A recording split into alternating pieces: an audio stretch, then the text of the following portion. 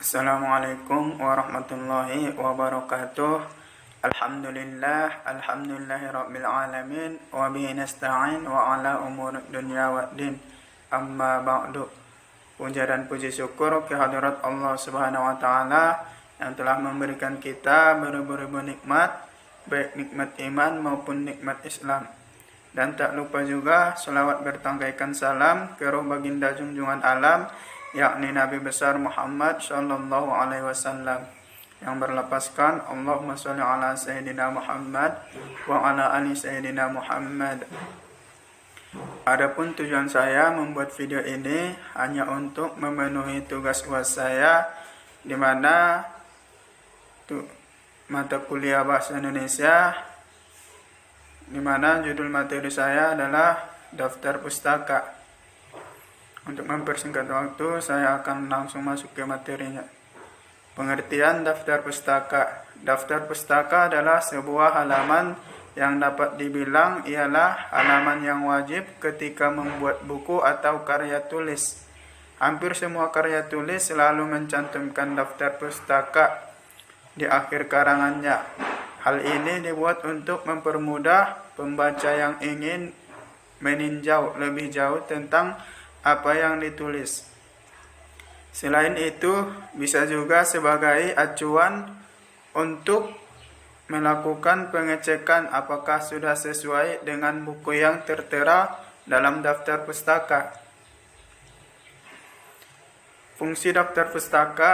Daftar pustaka banyak hal yang dapat kita peroleh, antara lain yang pertama, memberikan informasi bahwa pernyataan yang dibuat bukan hasil pemikiran sendiri, tapi juga ditambahkan dengan pemikiran orang lain. Yang kedua, apabila pembaca menginginkan mendalami lebih jauh pernyataan yang dikutip, dapat membaca sendiri referensinya yang menjadi sumber kutipan.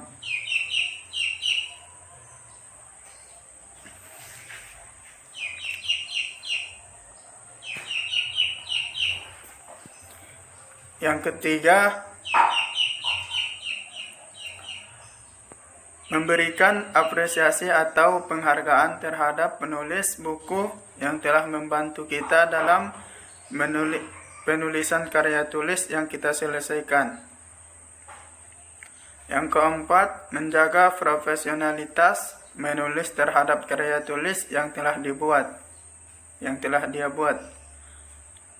Unsur-unsur daftar pustaka. Untuk persiapan yang baik agar tidak ada kesulitan dalam penyusunan daftar pustaka itu, tiap penulis harus tahu pokok-pokok mana yang harus dicatat. Pokok yang paling penting yang harus dimasukkan dalam sebuah daftar pustaka. Yang pertama, nama pengarang yang dikutip secara lengkap, judul buku, termasuk judul tambahannya, data publikasi, penerbit, tempat terbit, tahun terbit, cetakan keberapa, nomor jilid, dan tebal atau jumlah halaman buku tersebut.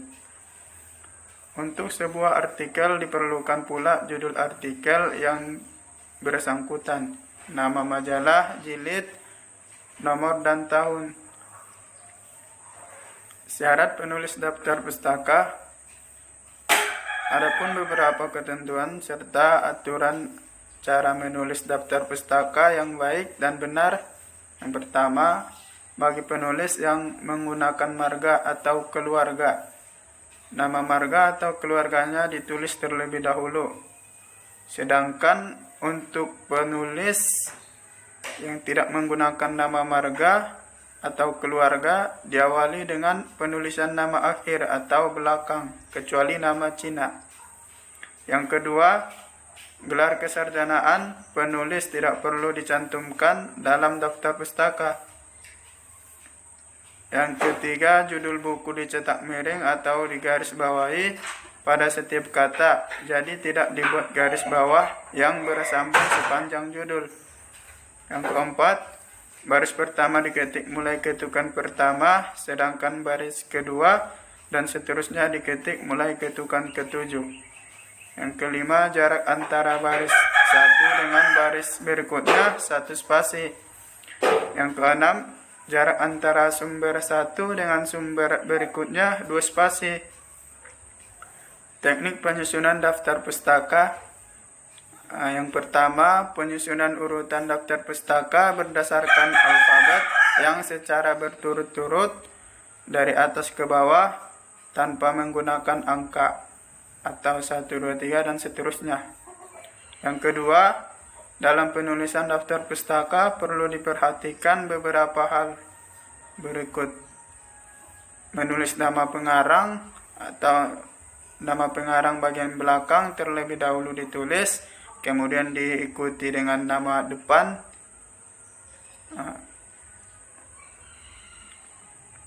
Tulis tahun terbit buku, setelah itu diberi tanda titik. Tulis tahun terbit buku dengan memberikan garis bawah atau cetak miring setelah judul buku, kemudian diberikan tanda titik. Tulis kota terbit dan nama penerbitnya. Antara kedua bagian tersebut diberi tanda titik 2. Kemudian setelah nama penerbit diberikan tanda titik.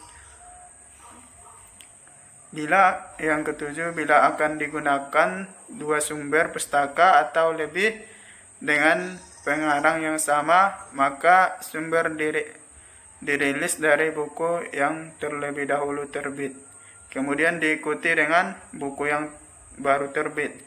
Pada kedua sumber pustaka itu dibutuhkan tanda garis panjang. 8. Bila daftar pustaka berasal dari sumber internet, maka dapat ditulis seperti yang disarankan oleh Sofia 2 atau 2002, di mana komponen bibliografi online tersebut ditulis sebagai berikut: nama pengarang, tanggal revisi terakhir, judul makalah, media yang memuat, URL yang terdiri dari protokol atau situs atau font atau file. Tanggal akses. Penulisan daftar pustaka dalam pengambilan data dari buku pertama. Penulisan nama untuk awal pengguna menggunakan huruf besar terlebih dahulu. Setelah nama belakang ditulis diberi tanda koma. Dimulai dari nama belakang lalu diberi tanda koma dan dilanjutkan dengan nama depan kedua, tahun pembuatan atau penerbit buku. Ketiga, judul bukunya ingat ditulis dengan menggunakan huruf miring. Setelah judul gunakan tanda titik. Keempat, tempat diterbitkannya. Setelah tempat penerbitan gunakan tanda titik 2. Dan kelima, penerbit buku tersebut diakhiri dengan tanda titik. Mungkin cukup sekian yang dapat saya sampaikan. Kurang dan lebihnya saya mohon maaf. Kepada Allah saya minta ampun. Wabillahi taufiq wal hidayah wa ridho wal inayah. Wassalamualaikum warahmatullahi wabarakatuh.